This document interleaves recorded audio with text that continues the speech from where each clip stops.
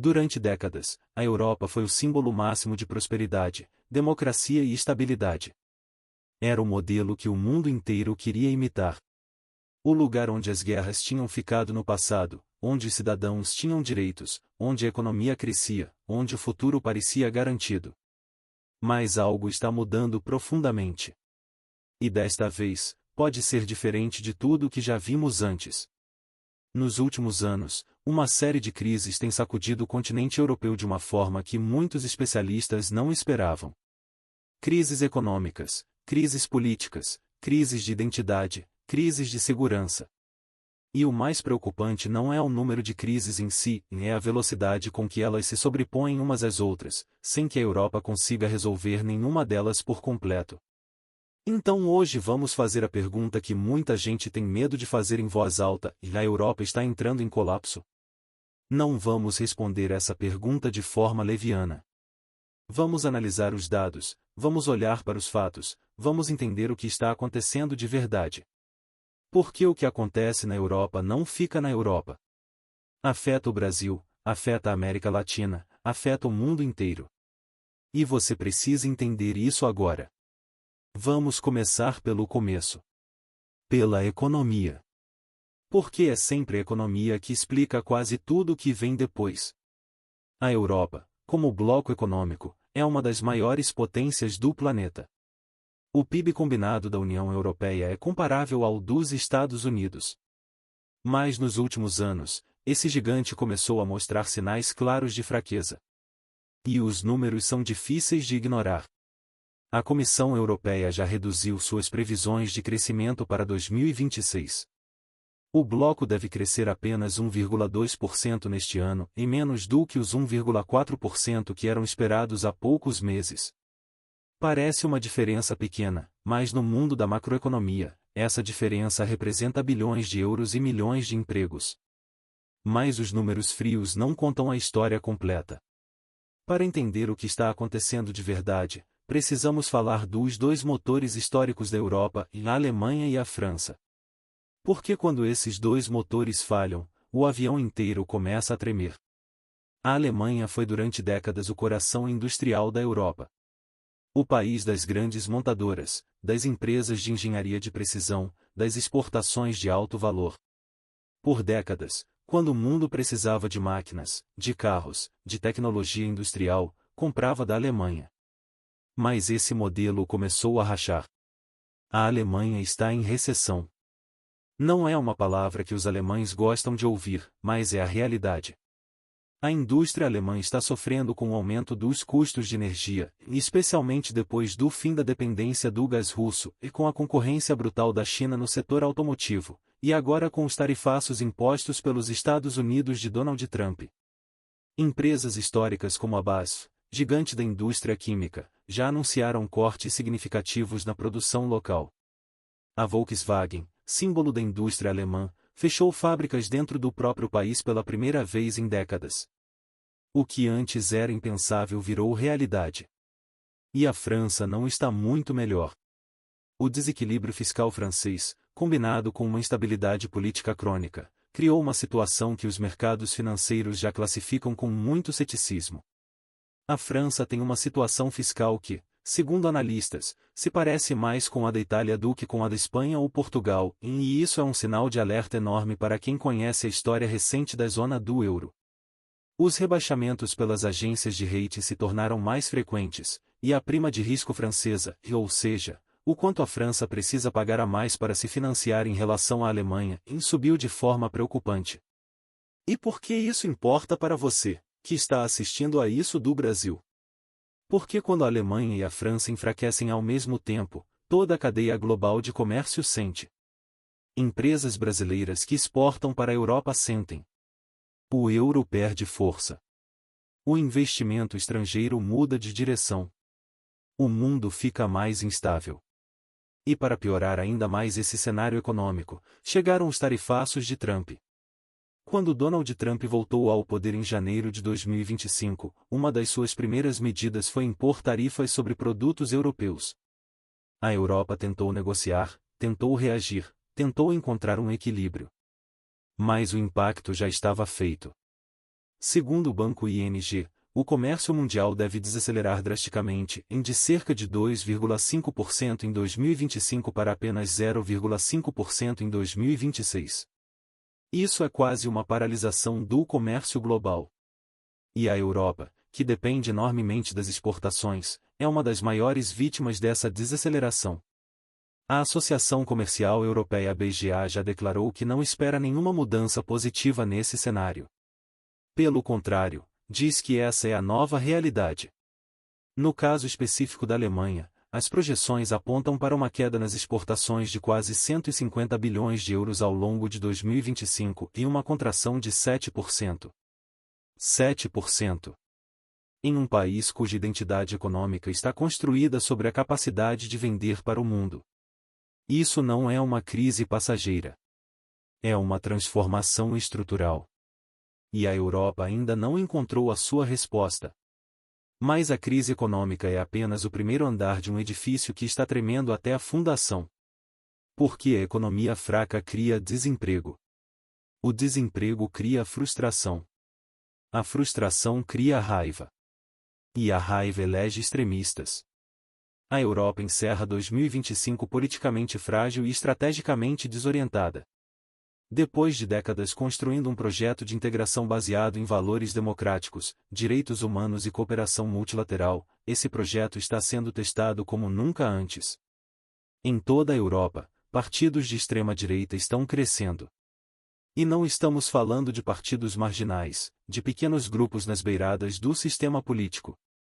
Estamos falando de partidos que lideram pesquisas, que entram em governos de coalizão, que definem a agenda política do continente.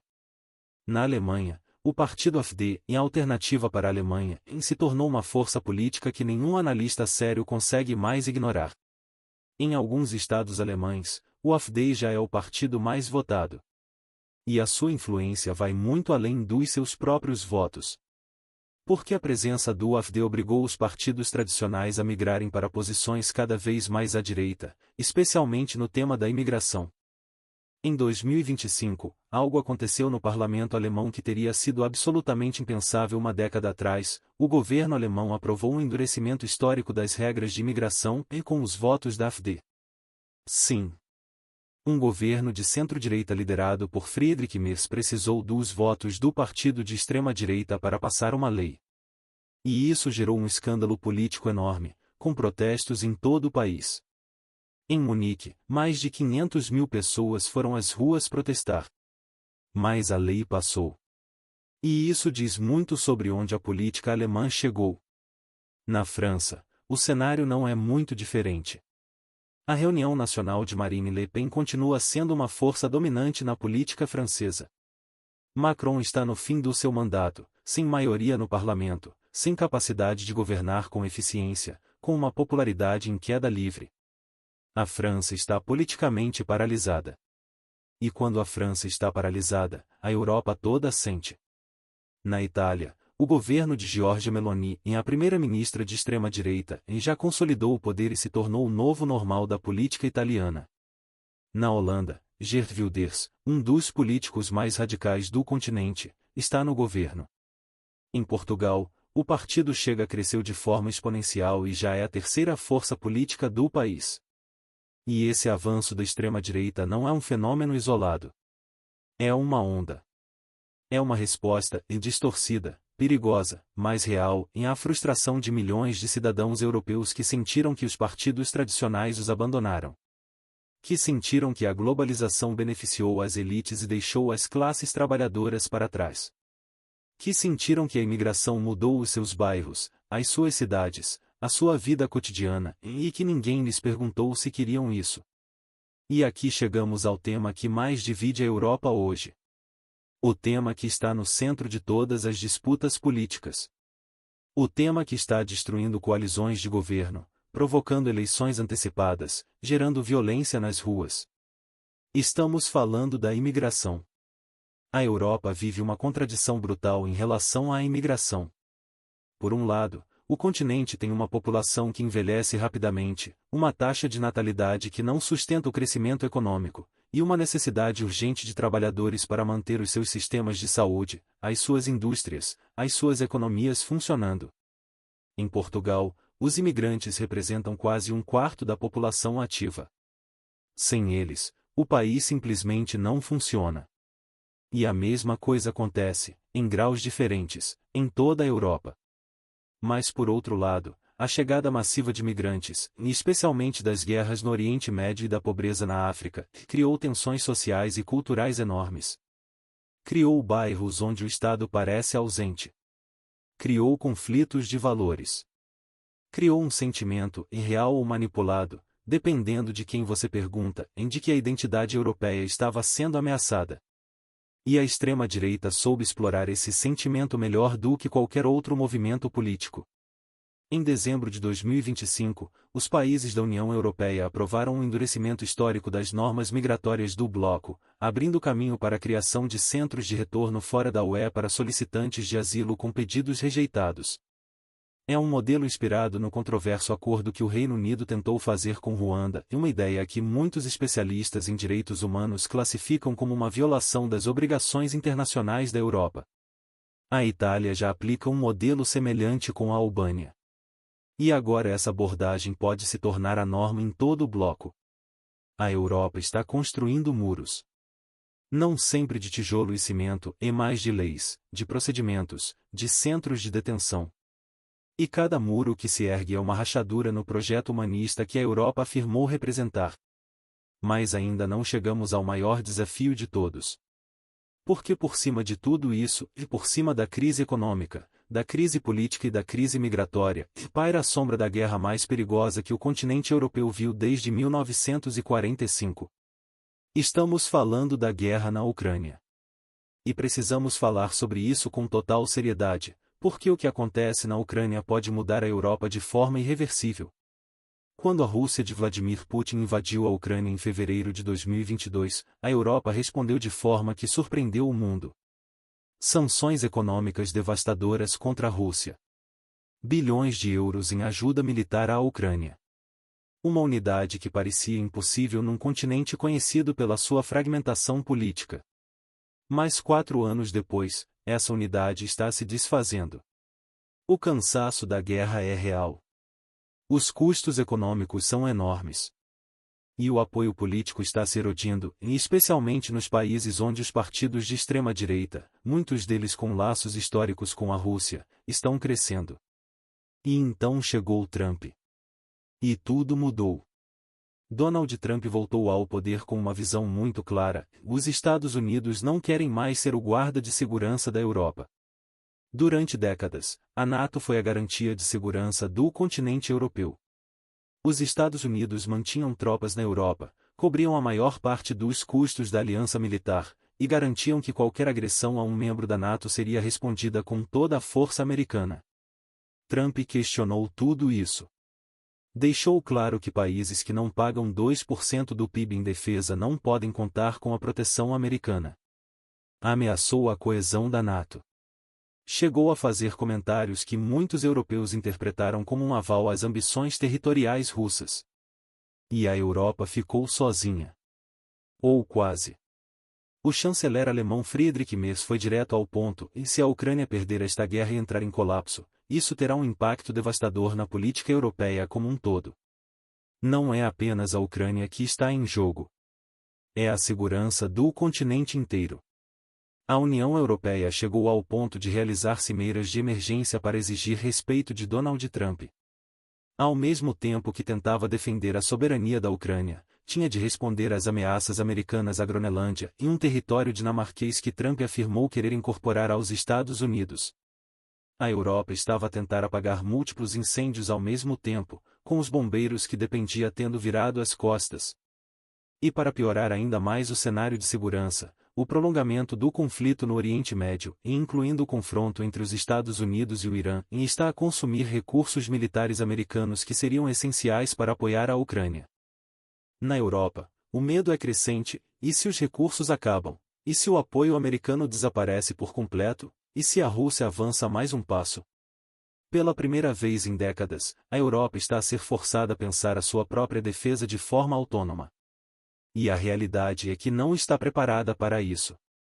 Os exércitos europeus foram encolhendo durante décadas de paz. O investimento em defesa foi reduzido ao mínimo. A dependência dos Estados Unidos foi tornando os europeus incapazes de agir sozinhos. Alguns países estão a reagir e a Alemanha comprometeu-se a gastar 2% do PIB em defesa, e alguns países do leste europeu estão a ir bem além disso. Mas construir uma capacidade militar real leva anos. E a história raramente espera pela conveniência de quem está atrasado.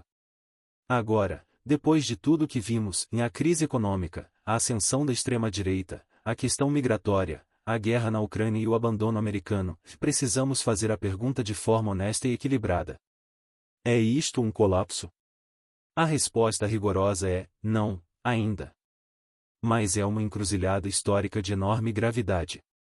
E a diferença entre uma crise superável e um colapso real pode ser decidida nos próximos anos.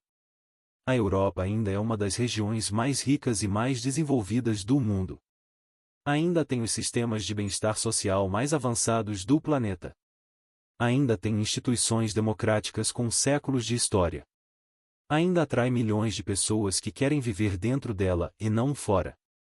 Isso não são sinais de colapso. São sinais de resiliência. No início de 2025, o pessimismo sobre a Europa era tão intenso que muitos analistas chegaram a falar em fim do projeto europeu. Mas a região evitou a recessão. As bolsas europeias tiveram um desempenho razoável. O investimento em tecnologia está a crescer. Os orçamentos de defesa estão a aumentar. Mas, e este é um mais muito importante, resistir não é o mesmo que avançar. E este é o problema central da Europa hoje. A Europa reage, mas não age. Defende, mas não lidera. Sobrevive, mas não progride.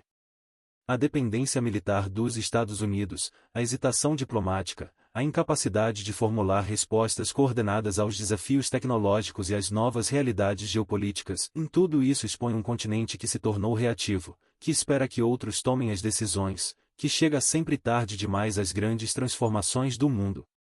Enquanto a China avança silenciosamente na inteligência artificial, nas energias renováveis, nas infraestruturas globais, a Europa está a discutir como lidar com o TikTok. Enquanto os Estados Unidos reinventam a sua economia com investimentos massivos em tecnologia, a Europa está paralisada por regras e burocracia que impedem as suas empresas de competir globalmente. Enquanto países emergentes encontram novos modelos de desenvolvimento, a Europa continua presa num modelo que funcionou muito bem no século XX, mas que está a mostrar os seus limites no século XXI. E a pergunta que fica no ar, e que nenhum político europeu tem coragem de responder diretamente, é esta: o projeto europeu foi construído para um mundo que já não existe. E tem capacidade de se reinventar para o mundo que está a surgir? A resposta a essa pergunta vai definir se a Europa do século XXI é uma potência global ou um museu do século XX. O que é certo é que o caminho que a Europa vai escolher nos próximos anos vai importar para todos nós.